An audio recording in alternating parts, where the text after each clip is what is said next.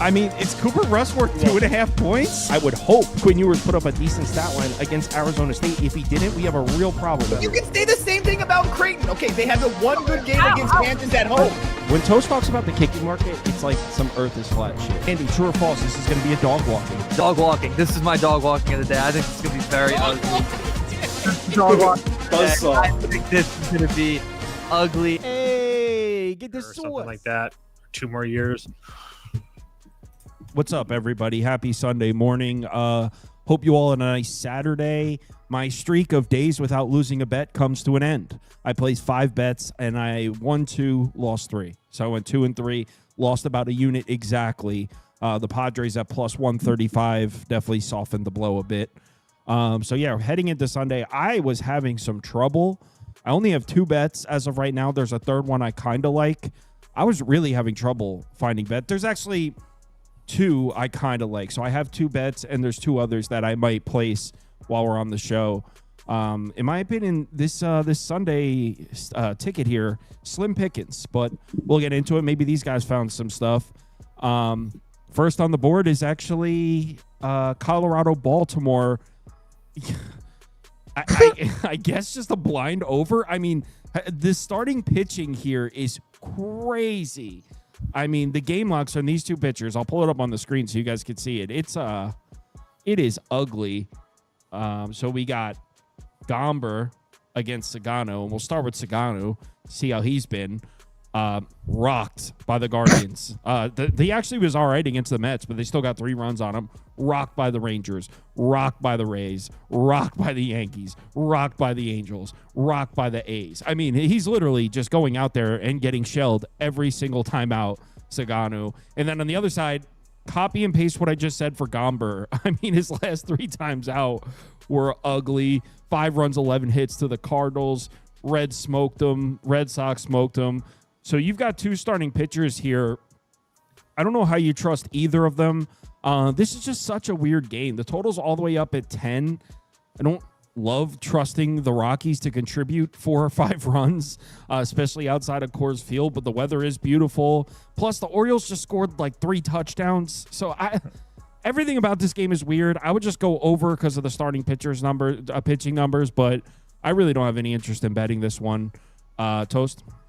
You can just copy and paste everything that you said. The only thing that I can add to another reason to play the over is like another great day in Baltimore for weather. It's going to be 90 degrees with the wind blowing out. So it's just a really high number for 2 bad baseball teams, but I can't find any other way to bet this. I guess the Rockies, because Baltimore shouldn't be this big of favorites to anybody. But again, I have no interest in betting it. Spoon, anything? I don't have a bet in this game. Austin Gomber's road ERA is only 3.86 on the season. He hasn't really had a fair shake at the entire baseball season, in my opinion. Sagano, if he's ever going to have a good game at home, it's against these Rockies. The only way I'd get there with something is the exact opposite of you guys taking that under 10. It's not a bet I'm going to get to the window with, though. All right, let's move on to something else. And actually, one of my bets that I have placed is in this next game here. Arizona, Pittsburgh. I took the Snakes at plus 130. I know it's disgusting. I know the Diamondbacks are selling the farm. There's been 3 total runs scored in the first 2 games of this series. The Diamondbacks won 1-0 in the 11th, I believe it was, in the first game, and then the Pirates won 2-0 earlier tonight. So we have not seen a lot of runs scored here. I took the Diamondbacks at plus 130. Look, am I expecting Arizona to get the Skeens? No, not really. But Paul Skeens has not been going deep into the game into games at all. In fact, we're seeing him throw 75, 80 pitches, 5 innings, 4 innings, 5 innings. So Paul Skeens is not going to deep into games right now. And if he's going to go 5 innings, sure, Arizona might have 0 runs on the board at that point. Even though, I mean, this is still a lineup that has some pieces in it that can hit right-handed pitching. I mean, don't be surprised if Corbin Carroll, these guys make some noise. I mean, this is one of the best lineups in baseball against right-handed pitching 2 months ago. So I know it's a shell of it what it was, but even if Skeens goes 5 shutout innings here and gives the ball over to this bullpen, Bednar and Santana have both gone back-to-back days here, so you're going to see guys like Braxton Ashcraft, who's actually been pretty good, and Matson, who's actually been pretty good as well, but neither guys are are people you want right now, trusting to close out a game. So I just thought plus 130 when I don't know where the Pirates runs are coming from either. I think Zach Gallen could pitch fine here. So I would have this one closer to maybe Pirates minus 125-ish for a fair price. Pirates minus 120 maybe. So Diamondbacks plus 130 I'm on. I don't necessarily love it, but plus 130 with the more talented baseball team and the less tax bullpen, I'll take it. Spoon? I'll fully endorse that Arizona money line here. I don't expect Paul Skeens to go past the 5th inning. They're going to try to roll him out there at home as many times as possible in the second half of the season just to sell tickets. But after that, I don't think there's any expectation for him to go deep. They're really going to monitor the innings on his arm. This guy's really valuable to their organization moving forward.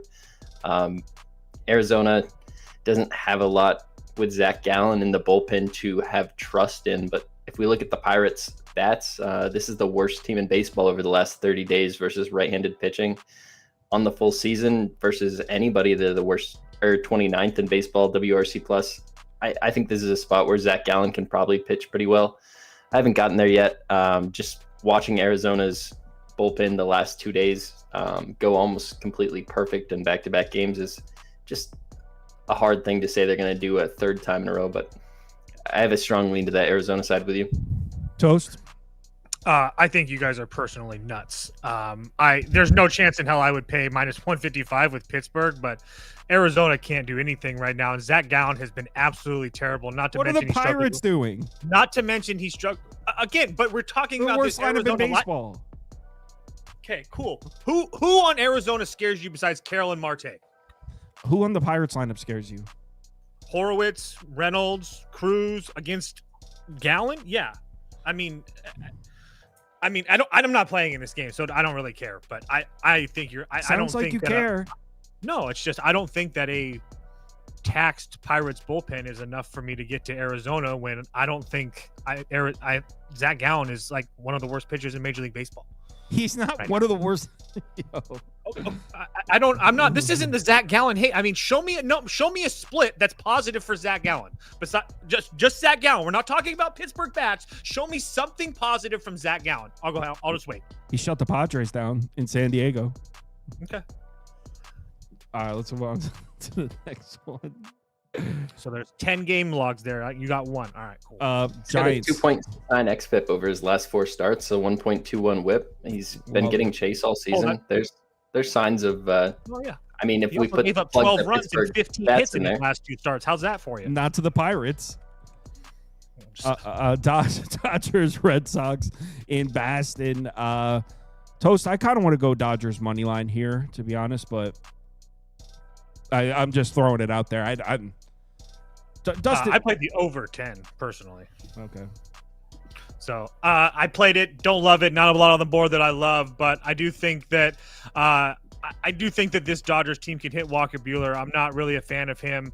I know that they've been kind of hit or miss the last couple of days, but they had some some chances today. They're just really going to get done. Obviously, they had a couple long balls, but I just don't really like the spot for Walker Buehler in a game where it's going to be fantastic weather as far as going to be like 80 degrees with the wind blowing out.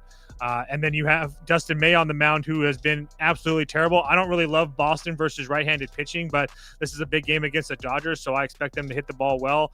Not to mention the fact that the Dodgers bullpen's not taxed or anything like that, but there's just nobody there that I trust. So I just see that there's a possibility for lots of runs here tomorrow. We saw a couple sleeper games earlier. I think we see some runs tomorrow, personally. I got a 10, not 10.5, so.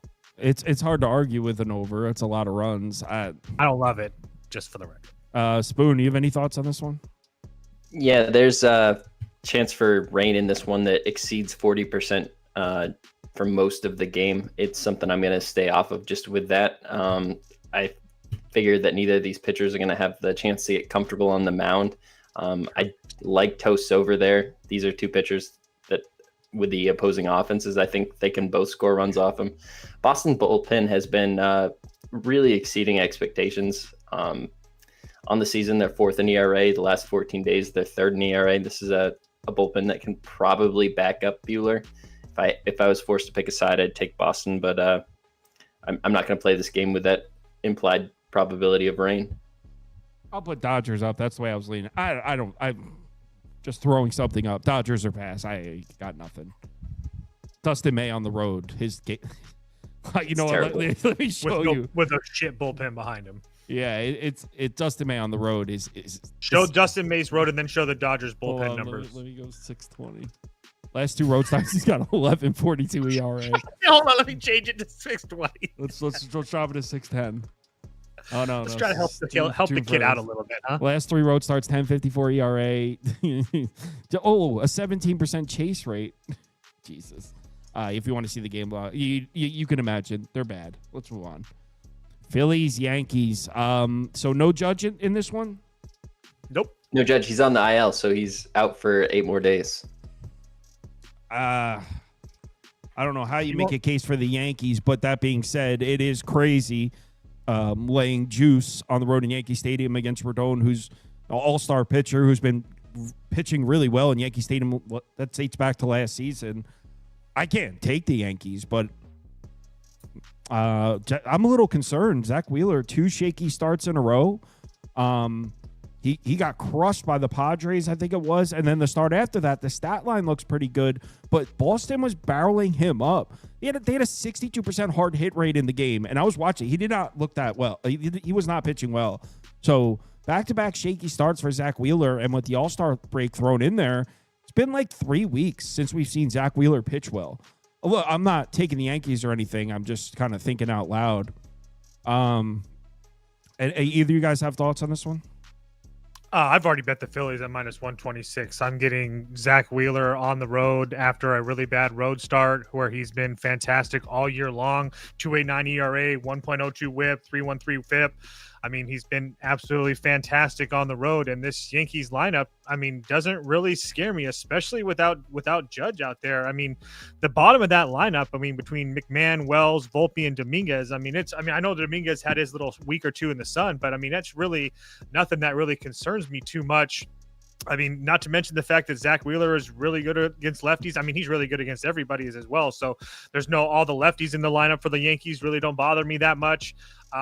And as far as the Phillies are concerned, like, don't look now. This Phillies team that can't score runs on the road is starting to become a top 10 offense on the road, and they're hitting left-handed pitching all season long. And not to mention they have a full bullpen behind Zach Wheeler today. So do I think the price is a little bit sketchy with Wheeler versus Rodon? Kind of, but like Kyle said, Rodon's been really, really good. So I guess it kind of makes a little bit more sense. But I just think that the Phillies. What do you mean the price is sketchy? What do you think it should be? I thought that the Phillies would be like 35s, 40s, to be honest, in my head when I first looked at this without knowing a price. I still think, I mean, without Judge in the lineup and how well they've been playing. Yeah, so without Judge, maybe a little and bit. And a full bullpen. Again, that was just a thought that went through my head. Nothing crazy. Regardless, I took the Phillies at 126 for a full unit. If you take a step back and look at it, I mean, it is the lineup that's first in WRC plus on the season, the second best home lineup in baseball, an all-star on the mound who pitches well at home. I mean, you can't lay -150 on the road there. I know. That's why I said -130. When I saw 126, it kind of just was like, that's a little bit cheap. That's all I meant. Spoon? I agree with the -126 is a little bit cheap. You can't say that Zach Wheeler's gotten hit hard in his last 2 starts and not look at Rodon's last few game logs.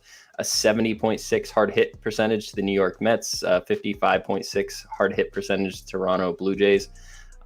Granted, those games are on the road and not at home, but this is not a pitcher-friendly park here in New York. I don't think this is a spot where he's going to be super comfortable pitching to this Phillies lineup. They're not hurt. They're not in the situation that the Yankees are in. You got Grisham, Goldschmidt, and Bellinger 1 through 3 in 2025. That's not anything that scares me very much. Belly's been I think this is a spot.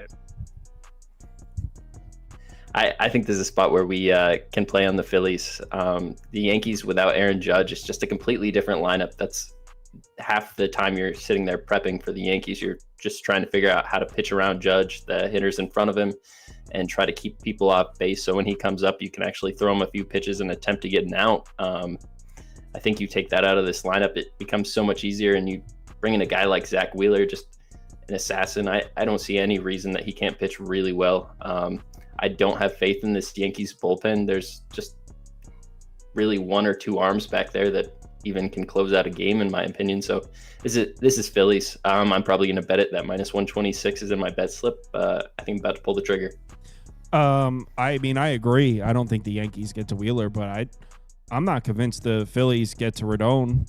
I mean, the Phillies against lefties, they didn't really get to Kikuchi. They didn't get to Robbie Ray. They didn't really get to Lodolo. They got to Abbott, Colton Gordon, 5 shutout, Framber Valdez, 7 shutout. I mean, the Phillies aren't exactly hitting lefties up. And Rodon's one of the better lefties in the league.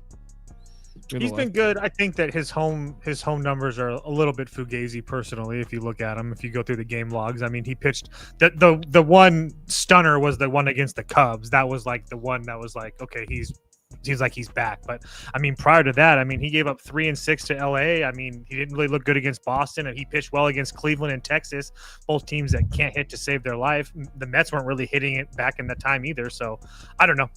I don't know. We're polling 72% to 12% on the Phillies. Yeah, exactly. That's what's scary. I'd probably go here with it under. I think both starting pitchers could pitch really well. And it's beautiful weather in Yankee Stadium, which sucks. But with these two starting pitchers and no Aaron Judge, 8 feels like affordable. So it'd be under or pass for me. This feels like an F baseball game. One of those games where everyone in the world takes the Phillies, they lose, and they're like, I'm done with baseball. It makes no sense. Yep. Is football here yet? Yeah, when's football start? I kill football. I've never lost in my life. Blue Jays Tigers. Yo, how are you getting Blue Jays at plus money? It's freaking crazy. I don't know, dude. I'll just go first. Rinse and repeat. You can put Toronto up for me. I keep on saying this at this point. You cannot lay juice with the Detroit Tigers. It's just point blank, period. That's all you have to worry about. I'm not in love with Max Scherzer, and I actually think that Jack Flaherty is going to end up being decent for this Detroit team, but we've seen this multiple times with this Tigers team. You just can't do it. Again today, I mean, they were minus 200. I mean, and they still can't score to save their life. I mean, they made Kevin Gausman look like Kevin Gausman from 3 years ago. And honestly, like, I don't really see I mean, yes, Scherzer does struggles versus lefties. There's no question about that. But I mean, Colt Keith, Riley Green is striking out every other at bat, it seems like. I mean, Parker Meadows is batting 8th for a reason. So, like, there's all these lefties that we worry about with Detroit really aren't doing much right now. The price makes absolutely no sense to me at all. It would only be Toronto for me. This makes no sense. Spoon? I definitely lean Toronto for the side for the total. I think this is a spot where I just like the over. I don't have a ton of faith for Jack Flaherty, especially versus this Blue Jays offense right now. They're hitting absolutely everybody. And Max Scherzer is not anybody I trust on the mound right now. You look at his last 2 games out, he's given up 7 earned runs and 11 innings pitched to the Athletics and the Yankees. I think Detroit finds a way to get some runs off him. Kerry Carpenter hit a bomb tonight in AAA. I think he's really close to coming back. I think there's probably a 50% chance he's in the lineup tomorrow, to be honest. And I think that over 8.5 would be the only play I'd have in this game. But Blue Jays, I mean, why are we getting this price? It doesn't make sense to me. I don't understand it. Maybe I just should slam the Blue Jays, but the over. We're polling 81% to 12% Blue Jays. I'm surprised you said over, Spoon, because I didn't bet this game. But I was actually leaning towards the under. Flaherty's actually been all right at home. I mean, just a bunch of quality starts in there. There's a blow up against the Reds, but Flaherty at home's actually been all right. I'll pull up the game log so you guys can see. It's not anything like groundbreaking or substantial, but look at Flaherty's game logs. This is a quality start. 5 innings, 6 base runners, 2 earned runs. Pitches into the 7th inning against the Rays. That's a quality start. This is all right, not great, but he only gave up 3 runs, picks 6 innings. This is the blow up against the Reds, but before that, 6 shutout against the Cubs. Before that, 6 shutout against the Giants. Flaherty's actually been formidable at home. The Jays also super heavy righties, and the Tigers. Really good. Yeah, and Blue Jays are righty heavy, and the Tigers don't hit without Kerry Carpenter. So even though I don't really trust Scherzer, I can't count on the Tigers to score runs, and it's in Detroit, which is always a pitcher's park. I would actually lean the other way on that one, but I would love to hear somebody make a case for the Tigers. Yeah, as you can imagine, we're pulling heavy on the Toronto side there. Rays, Reds. Shout out Reds. Yeah, shout out Reds 2 days in a row. Yeah. So, all right. This Rays team is just in a free fall right now, but I don't think it's the worst time to consider playing on Tampa. Number one, we've got the starting pitching advantage here with the Rays. I'll put the Rays up. This isn't one of my bets, but I was considering it. We've got the starting pitching advantage with Shane Baz. He's been significantly better than Brady Singer. Not to mention, even though it's evened out a little bit, Brady Singer has struggled pitching with Great American Ballpark as his home ballpark. So I like the starting pitching advantage for the Rays. On top of that, you've got some bullpen issues for the Reds here. They've used Cincinnati. Pagan, Ashcraft, and Santiana have all gone back-to-back days. Now, the Reds have shown us this year that they're down to use these guys 3 days in a row. They're one of those teams that's down to do it. So maybe they're available, but this would be the third day in a row that these Rays hitters would see Pagan, Ashcraft, and Santian. Both of those games are against the Rays. It's very rare you'll see a bullpen arm pitch against the same lineup 3 times. So I think the advantage goes to the Rays in the later innings. So I've got the starting pitching advantage. I've got the advantage in the later innings. Bats, obviously, the advantage goes to Cincinnati. But let's not forget that, just a week ago, the Reds were struggling a little bit to hit. They seem to have turned it on. I don't really trust the Rays lineup. Lau's still on the IL, right? Yes. Yeah, so I really don't trust the Rays lineup. But at a pick 'em with the starting pitching advantage and the bullpen advantage, I guess I lean Tampa. I really would like a plus 105, but Rays are pass for me. Toast, I can tell, doesn't like it. No, I really want to bet the Rays too. It's just that I don't even know if the tax bullpen is enough because there's too many questions for me. I just want to say that Baz hasn't actually been terrible on the road his last few times on the road. He looked good in Boston. He gave up 3 runs in 6 innings on the road in Detroit, 8 innings scoreless against the Royals, 6 2/3 scoreless against the Mets. He gave up 3 in Boston, 3 in Houston. And that's, going back a month or two. So, I'm not even really worried about him on the road right now. It's just a matter of what you get out of this Cincinnati team. Because it's it's either they score 7 runs or they score 0 runs, and you really don't know what you're going to get. But I do trust Baz. It's just, I don't know if I trust this Rays lineup. Brady Singer's been bad, but I don't know if the Rays lineup has been good enough for me to actually back them to score runs, even with that tax bullpen. So it would only be the Rays for me. I kind of looked at the over for a second, but I just don't know what I'm going to get out of the Cincinnati bats. I could see them lighting Baz up and him just having a bad day because it's really nice weather, but I could also see Baz pitching 6 or 7 or 5 or 6 innings of 1 or 2 run baseball, and it wouldn't shock me at the least. So you can put up the Rays for me, only I would want probably at least plus money or something like that as well. Agreed. I kind of want to play them too, because Cincinnati's not a team that just sweeps series. They're just not. Yeah, but yeah, anyway. Yeah, I'm pick 'em on the road. I consider the Reds to be the better team.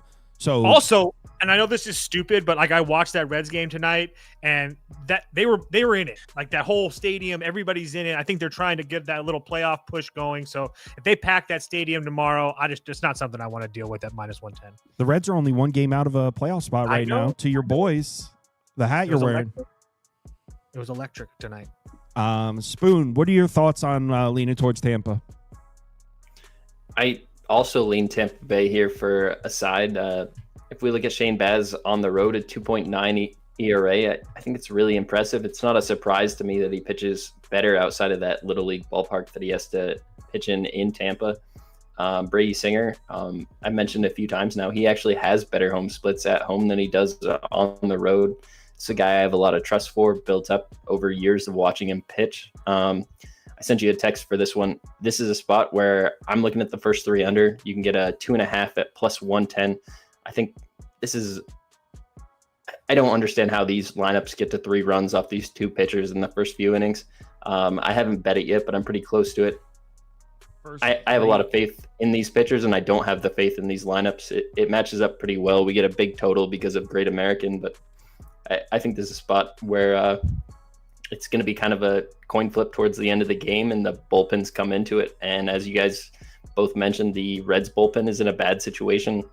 That full game, I definitely lean the Rays. Oh, it's plus 110. That's what your text says, plus 110. Yep. All right. Cool. Let's move on. I did not bet that one, but I don't hate it. I was really struggling to find bets. Cubs, White Sox. Was not expecting. Well, I knew obviously when I placed the White Sox at plus 158 that I was pushing my luck from hitting them the first day. I did not expect them to get blanked. This White Sox lineup has been red hot, but they've done most of their damage against left-handed pitching, and the Cubs threw Horton out there, who was a righty. So maybe it was foolish to push my luck on the White Sox money line, but this team's been hitting. They've been winning games. Now we've got Ben Brown against Sean Burke. Spoon, Cubs fan. Ben Brown, not exactly the most reliable arm recently. Definitely not the most reliable arm recently, but versus this White Sox lineup, I think he can pitch pretty well. I don't think there's a lot of value associated with this game. I was looking at the White Sox in both the first two. I didn't end up pulling the trigger. I see both teams' offenses are not in their best swing of things right now. The Cubs did get 6 up on the board today. I think Sean Burke's a better pitcher significantly than Savali, though. I kind of have a lean to the under in this game. I'm going to pass, though. I bet the over 8.5 personally. Both of these teams are just kind of playing high scoring games right now. I mean, if you look at Chicago, the Cubs, their last couple games, they were 2 feet away tonight from cashing the over. But prior to that, it was 12-5, 11-9, 3-4, 8-11, 7-2, 14 or 10-4, 10-11, 5-6, 6-2, 5-11, and the Cubs are kind of doing the same thing. So not to that extent, but I do think that the Cubs can score some multiple runs off of Burke here tomorrow. I still trust this Cubs offense. I know that they can go in little spurts here and there, but they're still constantly putting runs off of decent, solid starters that they're seeing. So, and Burke's not a guy that I really trust, and he's not going to go super deep into this game. Burke, it's just happened. It's no longer Sean Burke.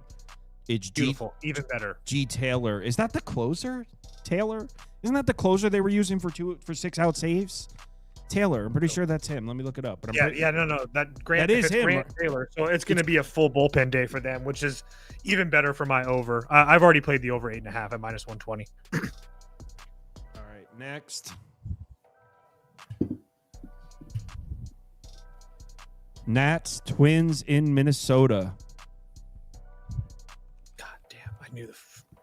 This is the one that got away from me yesterday. I really wanted to play the Nats at that number. There's no way the Twins should be this big a favorite, and here we are again today, and I feel the same goddamn way. I like the over in this game. That would have hit thanks to the Nats. Jake Irvin pitching against Travis Adams. I'm sorry, right. Who? He's had like 2 or 3 starts this year. I think he had 2 starts. He got shelled in one. He was okay in one, and then he had a relief appearance. I think that's what it was. So just nothing fantastic. I don't think the Twins are that good. I kind of wanted to play a Washington team total personally, but this guy doesn't have really good. This Taylor guy doesn't have good splits versus lefties in general in his career. I know it's a short sample size, but going back to the minor leagues as well, I didn't look too deep into it. I really wanted to play the Nats at the plus price, but I just don't know if I could get there because Jake Irvin has just been so hit or miss lately, and none of the team totals are really listed right now. But I do think the Nationals can score some runs tomorrow. I wish that I could trust Jake Irvin just a little bit because the Twins aren't really doing much off of righty starters. I mean, and the ones that they have scored off of are absolutely terrible, aka Herman Marquez and Antonio Sensatella. So this Twins lineup doesn't really scare me at all right now. I really want to play on the Nationals. I just really don't know if I can do it.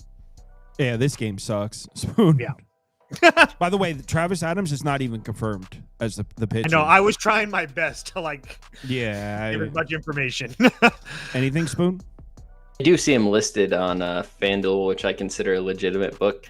If you look at this year, he has pretty big issues with lefties in the minor leagues. Toast just touched on it. Almost a 0.5 whip higher to lefties than righties. But if we look back further in his career, that's something that just kind of popped up this year. It's a guy that's got 6 pitches, can throw different mix to each side of the plate. So I think he can pitch probably pretty well to this Nationals team. I just think it's an absurd price to try to lay with a pitcher, especially I think there's maybe 1-2 books with this game even open right now. We don't need to spend a bunch of time on it, but I don't trust Drake Irvin. Don't have a ton of faith in this guy. I think maybe both offenses can put some runs on the board getting over. Next up, Cleveland, Kansas City. These teams split the doubleheader. They used Clase and Gaddis in both of them. There's such freaks out there, dude. I don't know if I've ever seen a reliever pitch in both games. I'm sure it's happened, but I don't know if I've ever seen I remember Bednar last year closing out both sides of a doubleheader. Maybe it was 2 years ago now, and I was like, what are the Pirates doing right now? Yeah, the way Cleveland uses Class A should be illegal. I mean, they'll throw them out there every day. They don't care. I mean, it's worked out for them, so maybe I'm the asshole. Cleveland on the road to Kansas City. Noah Cameron pitching against Cantillo. Spoon, any thoughts here? I like Kansas City Royals. Noah Cameron throws with his left hand. The Guardians have started to show their ability to get some lefties in Springs and Sears. They got a few runs off Gordon, but outside of that, this team's just been terrible on the season trying to hit against lefties. Noah Cameron has really good numbers on the full season, 2.61 ERA. I don't see Cleveland bats scoring a ton of runs off him. Joey Cantillo on the other side. He's a guy I kind of like coming up, but at this point, I have a lean to the Royals here. The bullpen is going to keep me off this game, though. The Royals also had to use a ton of arms today. Toast?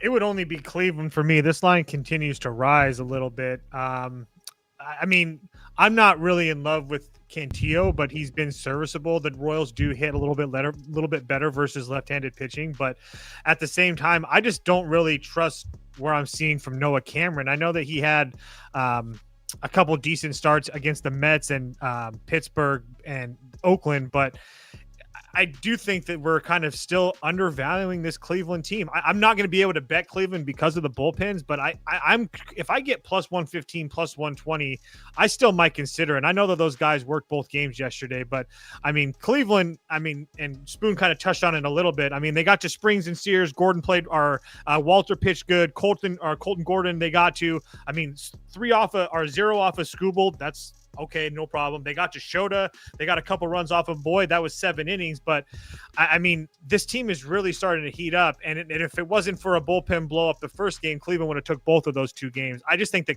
Cleveland's significantly the better team personally. And so to get them at a big plus price would only be the way I look.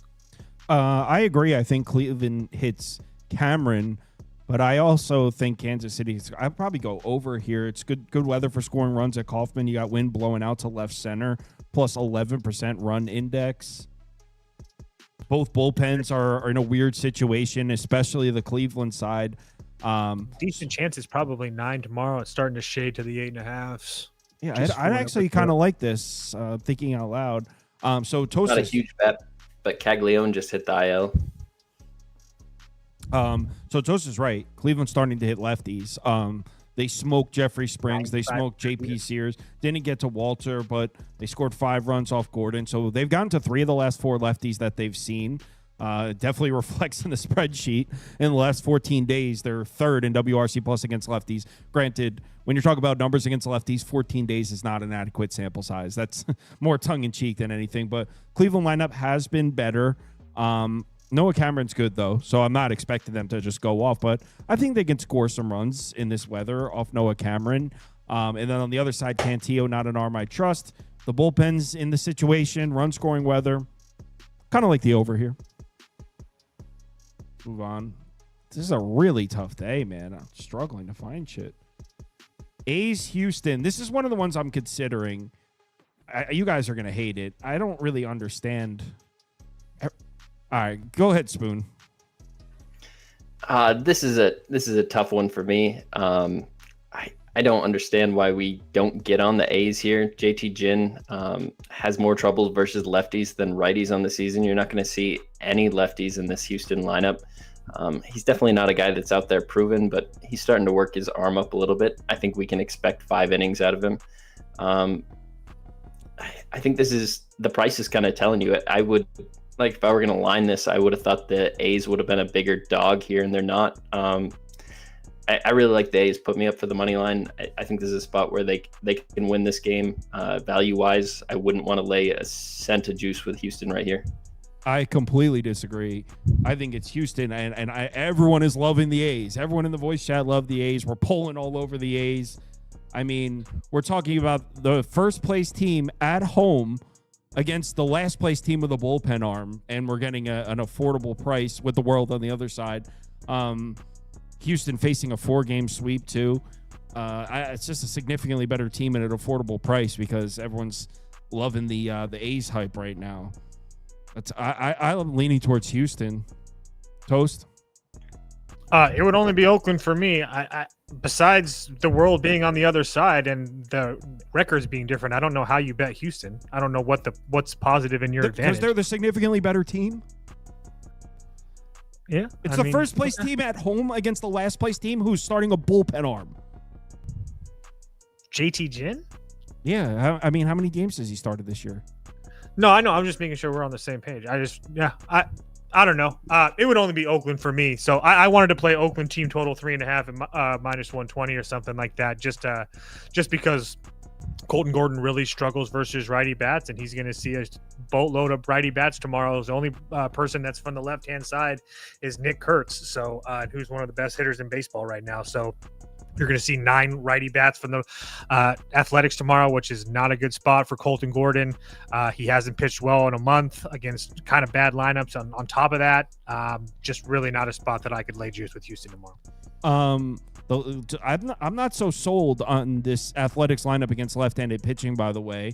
You want to see the recent lefties they've seen. It's not very explosive. The last one they saw was Patrick Corbin, who pitched 5 2/3, just 1 run, 5 base runners in the game. They did score some runs. They scored 3 runs on Logan Allen. He pitched into the 6th. So they made a little bit of noise against Logan Allen.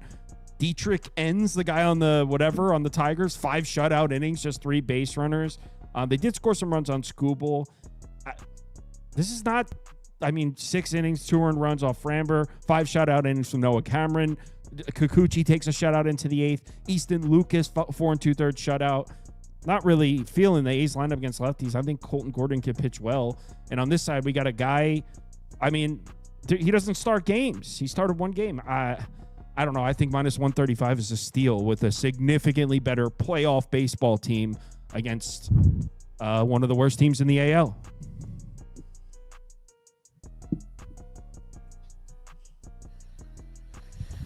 Next up, Marlins Brewers. I'm on the Marlins here. I don't really know if it's necessarily a good bet or we'll see. But I got plus 150. 55. Oh, I got plus 155. You're right. I did get plus 155. And I think that's a good price. I had the Brewers today, as I'm sure you guys know. Because the Marlins against lefties have been terrible. Well, they scored some runs on Quintana, ended up getting the win. Now they're up against a righty where their numbers are more reliable. And what I like about this game is they just saw Woodruff. Woodruff's only made 3 starts since coming back from injury. One of them was against the Marlins. So they just saw Woodruff. And if you want to see that, I don't necessarily think these numbers are legitimate. I think they're a little bit inflated, but the Marlins numbers against righties are just fine. It's their numbers against lefties that are concerning. The last 30 days, they're a top 5 lineup against righties. They're also a top 5 road lineup in the last 30 days. Maybe a little bit inflated, but they just saw Woodruff July 6th, so right before the All-Star break. They've been making noise against the righties they see. And then on the other side, Yuri Perez, man, this guy has been lights out. 4 straight starts where he's barely been touched. So I think I have the starting pitching advantage, maybe slightly because Woodruff has a high ceiling. But I think I have the starting pitching advantage here, plus 155. Maybe the Brewers starting to trend downward, starting to cool off a little bit. So this isn't one I necessarily like, but I do think at plus 155, it should be a decent bet. Spoon? I wouldn't talk you off the Marlins. Yuri Perez, I said it all year. I think this guy has the stuff to be one of the most elite pitchers in all of baseball. When it comes out of his hand, it's really hard to hit. Both sides of the plate are struggling against him. A whip under 1 to lefties and righties. If you're going to circle one side that gets him a little more, it's that 4.47 xFIP versus lefties. In the Brewers lineup, that's going to be Sal Frelick, Christian Yelich, Isaac Collins, Bryce Terang. Wait, Sal Frelick's playing? That's what I see for projected lineup tomorrow. I think he's on the IL unless they just took him off. That would mean he's eligible to come back. If it's in this projected lineup, they wouldn't use that. He's off the IL. He's off the IL. Yeah. He played today, so he must have just came off. Okay, go on. Sorry about that. This is a spot where, I mean, those aren't the best lefties, but I think Yuri Perez is probably due for a couple runs from this Milwaukee lineup. This is one of the better lineups in baseball. They're trying to keep pace with the Cubs right now. They're looking at the Cubs, see the White Sox, and they're probably penciling that in for a win for them, and they need a win on the opposite side. So it's hard for me to get there, but I really like Brandon Woodruff. I really like Yuri Perez. It's too hard for me to really pick a side in this game. I would probably just go back to that first 3 under with these two teams. I don't have a price for you right at the second, but that's the only way I could get there, just trusting these two pitchers. Toast? Over 7.5 for me, plus 100. Gonna wait to actually see if maybe we'll see where it moves, but I don't think you're gonna get better than plus 100. But I like everything that you said about the Marlins bats. I mean, you can't even call him Fugazi at this point because it goes back 30 days. So even with the All-Star break, I mean, if you look at those numbers versus right-handed pitching, it's not even bad right-handed pitching either. So on top of that, I do love Yuri Perez. I do think that he's really good. I don't know if he's really faced a lineup like the Brewers. Obviously, this Brewers team can kind of be hit or miss the last couple of days. But, I mean, Yuri Perez has faced San Diego, who can't hit. Baltimore, super hit or miss. Cincinnati, super hit or miss. Minnesota, super hit or miss. I mean, and besides that, I mean, so those are his last 4. So I do think this is a severe step up in competition for Mr. Perez, especially versus a Milwaukee team that's been embarrassed the last couple of days at home. So if I had to make a bet, it'd be over 7.5. I didn't bet it, though. Let's move on to the next one, which is Padres Cardinals. So this is shout out, Randy. This is the other one that I'm considering betting. So the one was the Astros. I didn't bet it. I was considering adding that. And then this is the other one that I'm considering betting. I think 9 is too high. I think this should be 8.5. So I'm leaning towards the under. McCreevy, the Padres lineup sucks. Well, right now they suck. I think McCreevy could pitch well against them because, I mean, the Padres are just not hitting right-handed pitching, and this isn't something like, oh, they failed to get to the last couple. They haven't been hitting right-handed pitching for a while now. In fact, in the last 30 days, I'll put it up on the screen to show you, it's ugly. This has been one of the worst lineups in baseball against right-handed pitching. They're 28th in WRC plus in the last 30 days, 30th in OPS. So McCreevy went on the road in Coors Field, maybe a weird data point, but a few good starts in there. One really shaky one against the Cubs. I think he can pitch well against the Padres, who aren't really hitting righties like that. And on the other side, look, I know Kolek is not a guy we like to back or trust, but ever his most concerning splits are against lefty bats. The Cardinals do not have a ton of dangerous lefties. Not to mention, the Cardinals haven't really been setting the world on fire offensively. I mean, in the last 30 days, this is a below average lineup, about an average lineup in the last 2 weeks. This is not a lineup that scares me. So even though I do expect Kolek to give a couple runs, I still think this should be an 8.5, not a 9.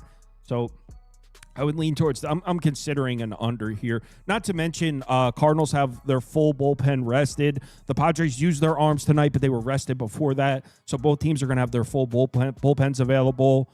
Under for me. Spoon, do you agree? I like that under. I like the Cardinals more. Like we just talked about McGreevy. He just pitched really well on the road in Coors. The two teams that have hit him on the season were a healthy Dodgers lineup and a healthy Cubs lineup. Gave up 5 to the Cubs and 4 to the Dodgers. Outside of that, he's only given up 1 earned run to Colorado, 1 earned run to the White Sox, and none to the Mets. Not a ton of data points. It's tough with younger pitchers, but I think it's significant. They just DFA'd Fetty and gave this guy the starting role for the rest of the year. That shows a lot of confidence from your manager in this kid. 0.78 whip versus righties on the season. That's a lot of the big bets for the Padres. Tatis, Machado, Bogarts. Struggles a little bit more with lefties, so Perez and Merrill obviously could do a little more damage, but I think this is a spot where McGreevy comes out, pitches really well. That helps your under there. Stephen Kolek on the other side, obviously he struggles with lefties, but the xFIP's actually higher to righties, and I think between Brendan Donovan and Alec Burleson at the top of this lineup, they get at least one or two guys on every time through the order when he's still in the game. And you got some really big bats in Ivan Herrera, Wilson Contreras, Nolan Arenado, all ready to drive them in. And I just don't have faith in Kolek. I think minus 126 is very affordable price to back the Cardinals here. You mentioned that all of the bullpen arms got the rest today. And the back end of this Cardinals bullpen, they have some really electric arms. Doesn't get a lot of talk just because the Cardinals haven't been great this year, but I think this is a spot where I want to back the Cardinals minus 126. I'm about to bet it. Toast. I like both your guys' bets. I have no interest betting this game, but it would only be the Cardinals and under if I had to pick a total. But I say this every time that he's on the show, guys. I don't think that Stephen Kolek is a major league pitcher. I don't think that he has the skills to do that. I think that he gets hit up really bad. I think sometimes every once in a while, he can skate by like that Cincinnati start and that Washington start where, but again, if you look at the hard hit numbers, he doesn't strike anybody out. He's just really not that good. So yes, he does pitch well to righties pretty well. His xFIP versus righties is still 4.41. So again, the whip looks good, but all the other underlying numbers really don't look good. It wouldn't be surprised me if he gave up 5 or 6 runs himself. I kind of want to play the Cardinals just because it's a cheap price and this Padres team just can't hit right now. And they used all the guys in the bullpen tonight. They had the days off prior to that. But if Kolek, the issue with me is that when I bet the Padres, I have to have a full plan on what I know. Like for instance, tonight I knew with Randy he's going to go 4 or 5, and then I got the major four guys behind him to go. However, Schultz wants to deal with that out with Suarez, Adam, Morihone, and Estrada. Those are the 4 guys that I need. But if he comes out early, you're not going to see those guys. You're going to be seeing guys like David Morgan and Mariachino and Matsui. So it's just not a spot that I can really like because for me, in my opinion, the first probably 5 or 6 innings of this game, you're going to see the Padres B squad, whether Kolek, Matsui, Peralta, whoever. Peralta's been better lately, but still just not a guy that I want to trust in St. Louis. So it would only be the Cardinals or under for me. All right, let's move on to the next game.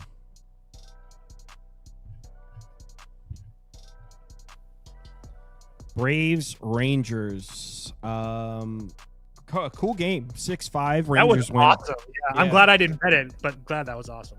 I did too. I'm glad I didn't bet it also because I was considering the Braves. Toast, Jack Leiter, home start against Bryce Elder. Why? This seems extremely affordable for Texas.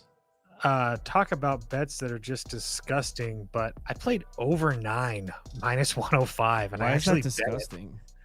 Because these teams suck and nobody wants to play over 9 in a building that you can't score runs in.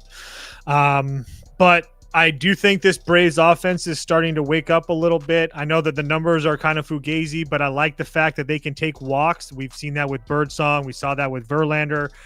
We saw that with Will Warren as well. So this team is more than capable of walking and get men on base. With Jack Leiter, that's definitely a positive thing because he has a walk issue, not to mention the fact that he really struggles versus righty bats. So that's going to be Profar, Acuna, Riley, Murphy, Ozzie Albies, Nick Allen. Not that he's good, but regardless, multiple righty bats in that lineup.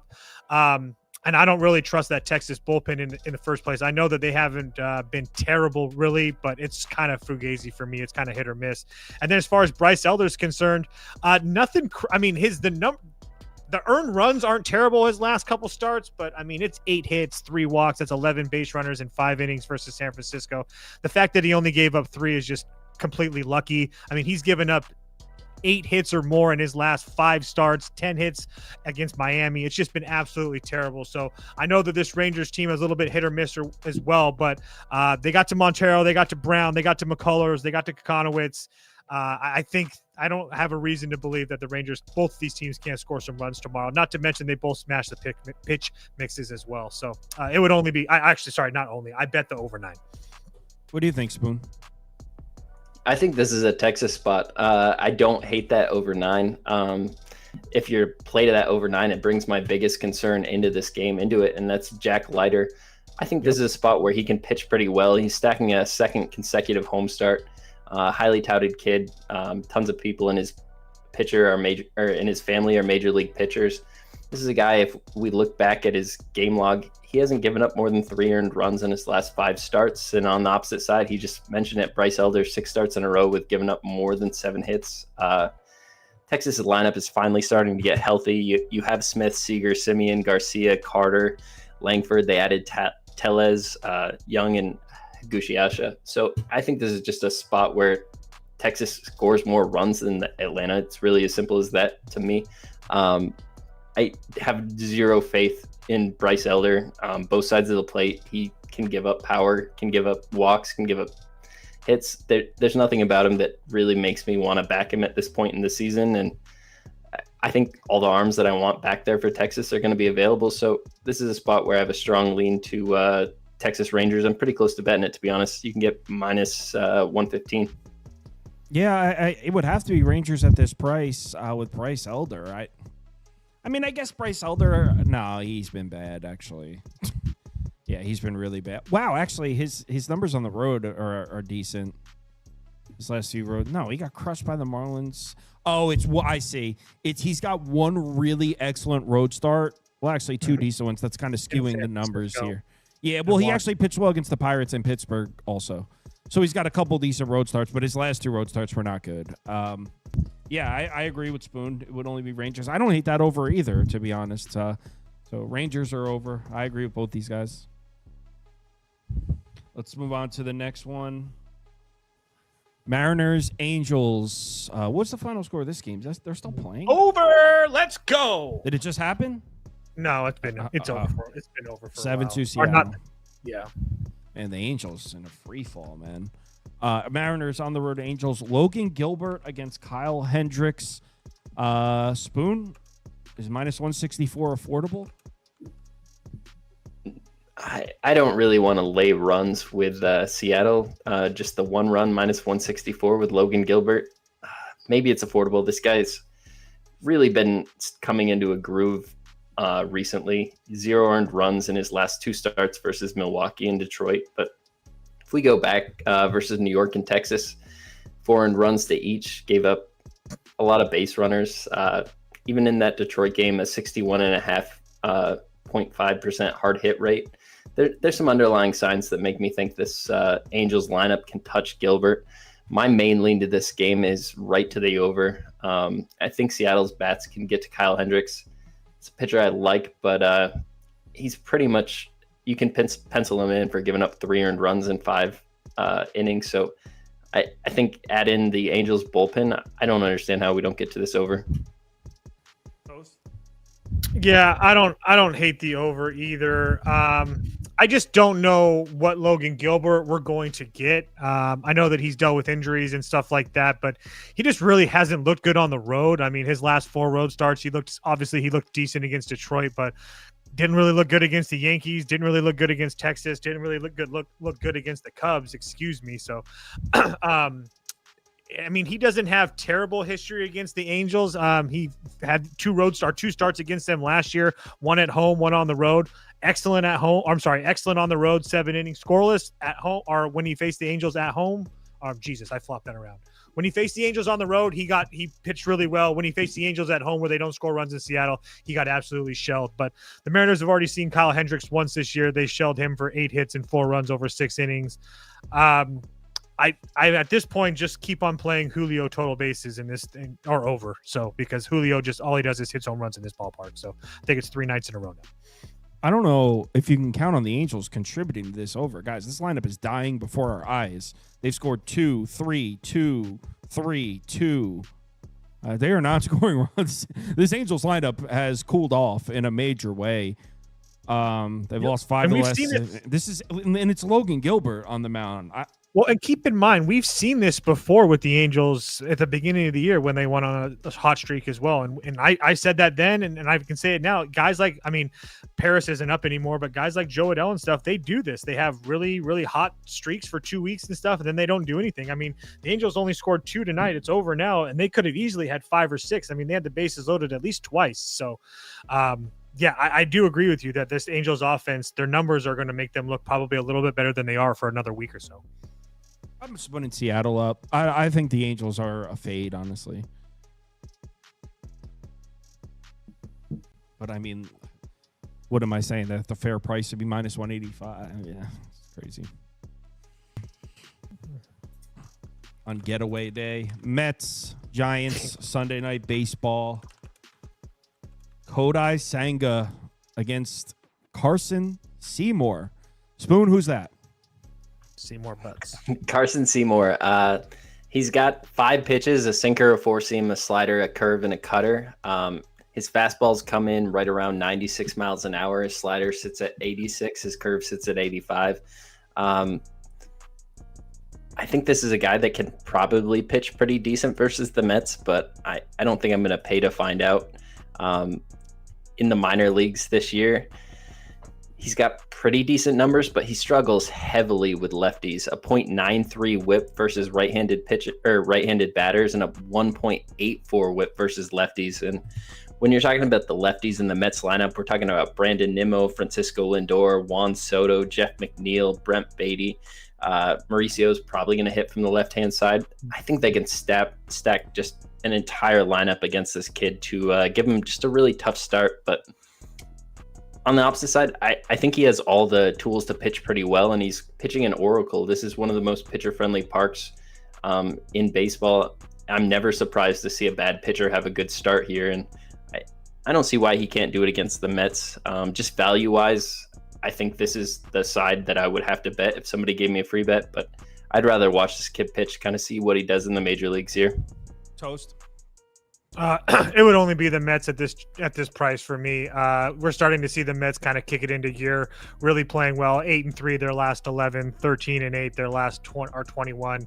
And the bats are starting to show up. Senga, I know, coming off a rough outing at home versus the Angels, but his 2 previous road starts, Kansas City and Colorado and Boston, or 3, Kansas City, Colorado, and Boston, all pretty decent. He gave up 3 in Boston, but I think he also walked like 3 guys. So if his control is there, I think he should be fine. San Francisco's just not winning games right now, and they're not playing well.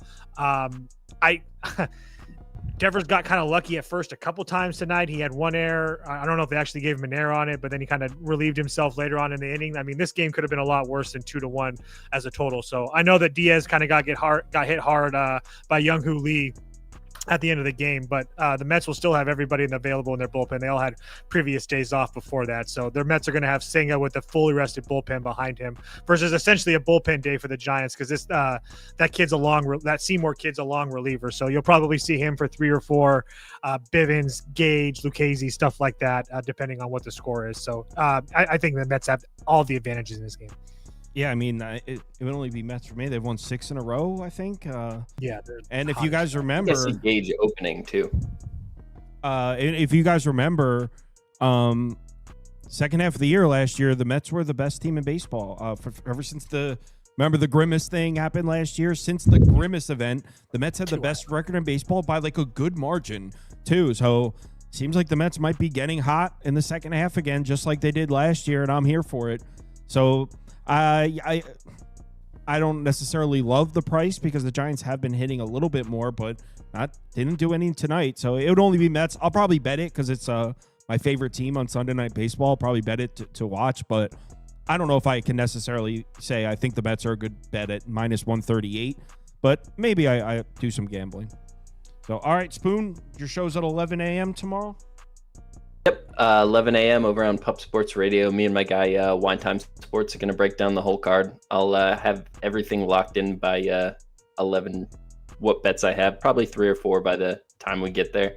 This is a tough card. I'm definitely not in love with it. If you're the Mets, how do you not get that guy just like season passes, bring him on the road with you and everything? When you get that electric, like that doesn't make sense to me. That feels like lost money. When they were free publicity every time you put him out there. when they were winning, McDonald's probably drove the price up on the name and likeness. Like, nah, you want to use Grimace? You want to keep winning? We're gonna need $1 million a month to use Grimace on your road trips. But everyone enjoy your Sunday. Yeah, hit me up.